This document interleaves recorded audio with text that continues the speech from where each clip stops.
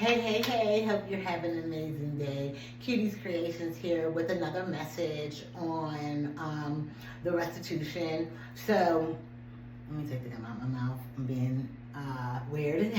I told you I have a battle with the oral fixation, so I often have gum in my mouth and everything, but neither here nor there. Welcome. I have. We were focusing on the free healthcare with the focus on mental health. We were going down the pike of the history of it, how it came about, our experience with it, and why we want to move in the direction of getting it for free. So what we did in these last couple sessions was we talked about the $2.9 million, which we will get back to. That deserves a longer discussion.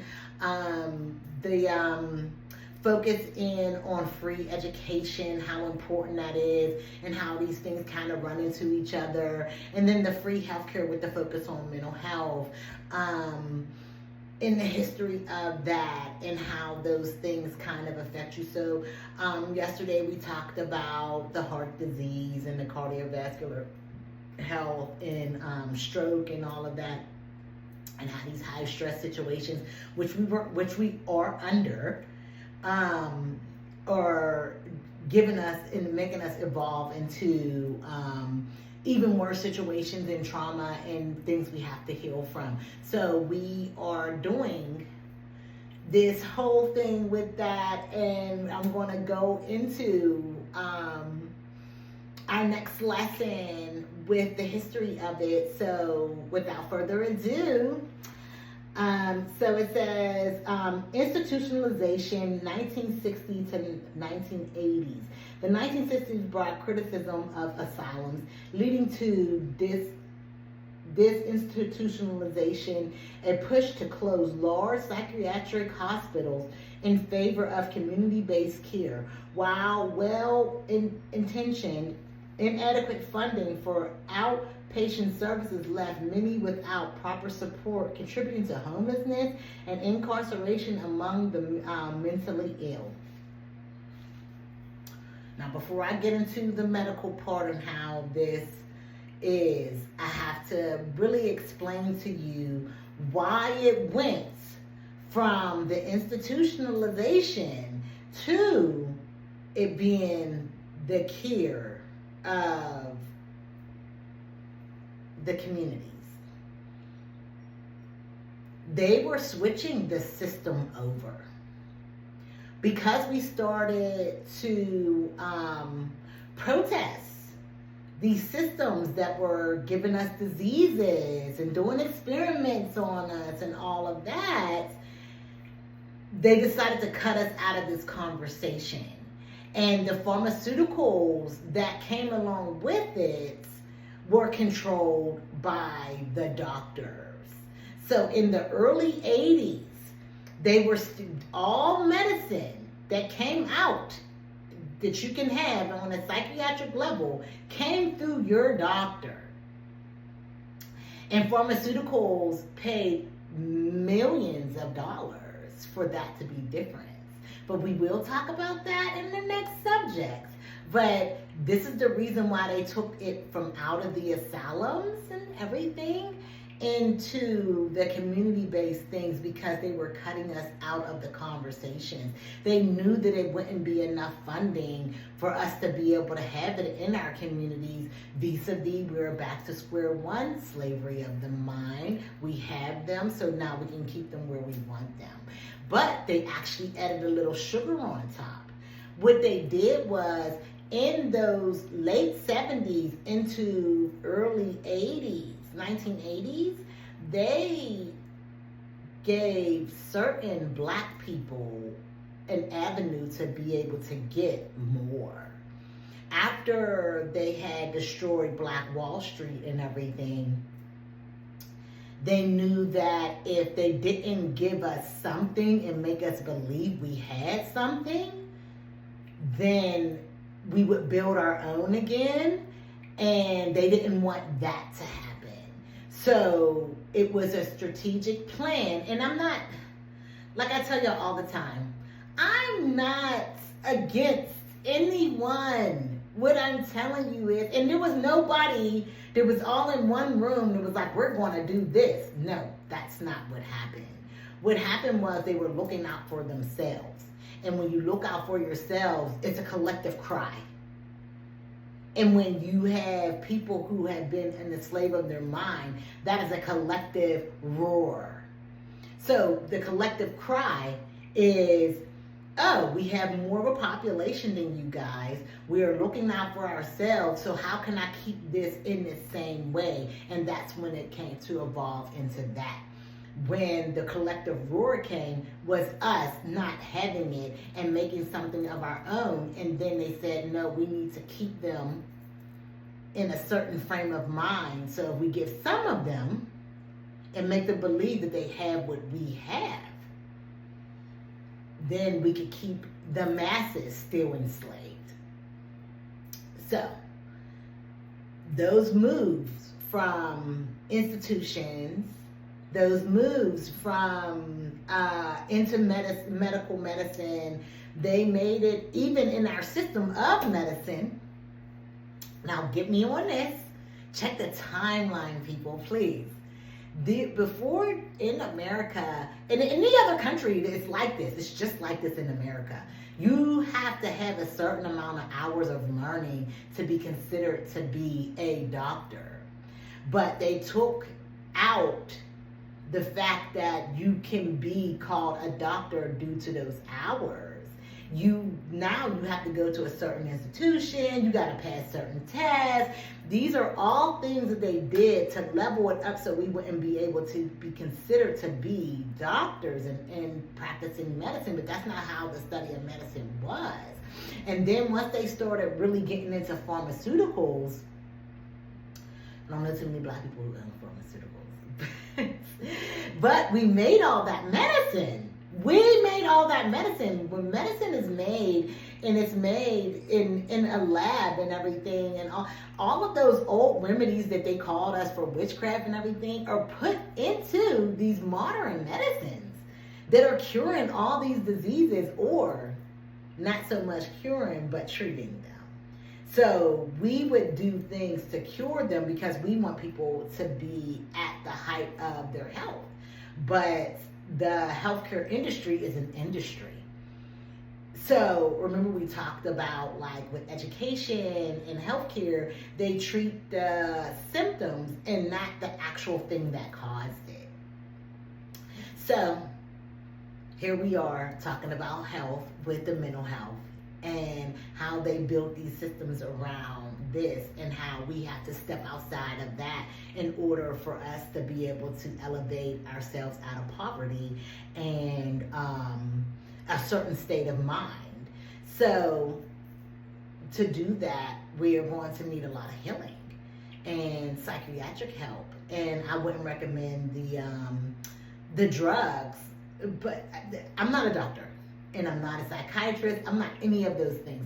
I just know that a lot of times once they took the medicine out of the hands of the doctors and put it into the pharmaceutical companies, they weren't really worried about treatment.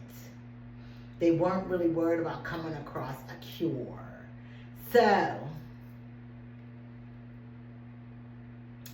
I wouldn't trust it. But I don't know everything, so we'll examine it together. But at the same time, we need free healthcare with the focus on mental health to be able to go into a psychiatrist's office and talk to them about the traumas that we are experiencing, because there's pockets of healing. And I was just talking to this young lady downtown about that. It's really sad that I can't stop talking to people. I try, but it's just really hard. But I was talking to this young lady downtown, and I had just got finished dropping off my son, and we were talking about how healing doesn't stop when you heal from one thing, because you have pockets of trauma that you have developed with that one thing that you wanted to heal. So let's say you broke your leg, right? And when you broke it on the right hand side. So you started getting out on the bed on the left hand side, right? And then you started walking with a limp and putting more pressure on that left hand side because of the fact of you broke your right leg. And it started to make your shoulders hurt more because you're now putting more pressure on that side, and you start to develop like these arm things or these shoulder things. And because of that, because you couldn't really write, you were right-handed or whatever, but like you broke your right leg, and there's some type of a pain on that side, so you're writing now and you're learning how to do it more with being left-hand heavy. Do you see the pathway I'm going into? That there's all these little pockets of healing that after that right leg heals, you still have plenty of healing to do in regards to your body and your mind, because now you have now adjusted your mind to not using this right side, and your left side is getting more pressure on it because of the fact that the right side isn't at its best. So just imagine generations upon generations that have a broken heart, that have a broken system, that have heart disease, diabetes, stroke, anything that you can name in the body, and it's never been addressed. And these are generations upon generations upon generations. What do you think is happening with that healing? This is why we need our mental health. And this is the reason why it needs to be free for us. But I digress. Let's get back to the lesson. Muscle tension and pain. I didn't even know that was the next thing. Mental health conditions like anxiety often causes physical tension, leading to muscle stiffness, back pain, and tension headaches over time. This can contribute to chronic pain conditions as the body remains in a heightened state of alertness. Chronic pain often manifests physically to muscle tension in neck, shoulders, and back. This can lead to tension headaches, fibromyalgia, TMJ disorder, and if you suffer from anxiety and depression, this can make discomfort more than make this discomfort more than intense. So remember, I was just saying that a lot of these things that are happening in your body. And after a while, it starts to affect your muscles. After a while, it starts to affect your nerves. After a while, it starts to affect your heart. And if you look at our Black community, this is prevalent in so many of us. No, we might not have sugar diabetes. I don't have it. My mom did, and my sisters did, and I lost my grandmother to it. I lost plenty of people to it. But that wasn't what happened to me. But I have other things. Did I get headaches? No, but my dad suffered from headaches. Fibromyalgia. I have a friend who suffers from fibromyalgia. To escape all of the things that are prevalent when you put someone under high stress and depression is impossible. The only way you can escape it is to heal from it. And usually how you heal from it is when you get it, and then you have to treat it once you've got it. Not let's treat it from the very beginning. I am fighting for this healthcare with the focus on mental health, so our kids and our kids' kids and the next generation after them and after them don't have to have these traumas and worries. Their worries will be different because you have to have some struggle in your life in order to be able to advance. So we're not going to have all those struggles go away. And we'll probably never see it in our lifetime, even if we get to see our great grandkids, because there has been centuries of the hurt and centuries of the trauma and the centuries of the heightened stress and depression for us to be able to say, like, once we get it, we're good. Or even in a 10-year span, we're good. No. I remember reading about how, well, let's take Juneteenth, for example. The slaves were free, and some people that were still in slavery hadn't heard about it, so they still were working the farms and everything. This is the same thing with that. Even once you get what you've worked so hard for, it's a delayed reaction in it actually working. Like once you start to say, let's say about the end of this year, I make this happen. We got the money, we got all the perks, we got everything, right? We got it, right?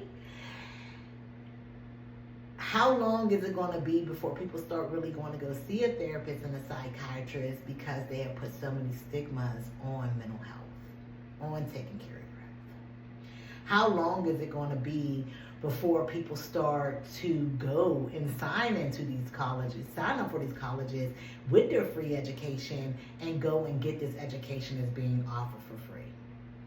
How long is it going to be before they start giving people that are in jail freedom when they start the judicial reform?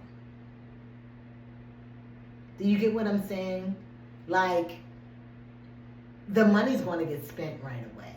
Bills, whatever, businesses, everything like that. But the meat and potatoes of this, it's going to take time for us to be able to really get what we truly deserve out of it. So, like I said, I thank you for your time and your energy. Let me know what you thought of this subject. Please like, share, subscribe, and comment down below. It helps the channel grow. And I thank you so much, and you have an amazing day.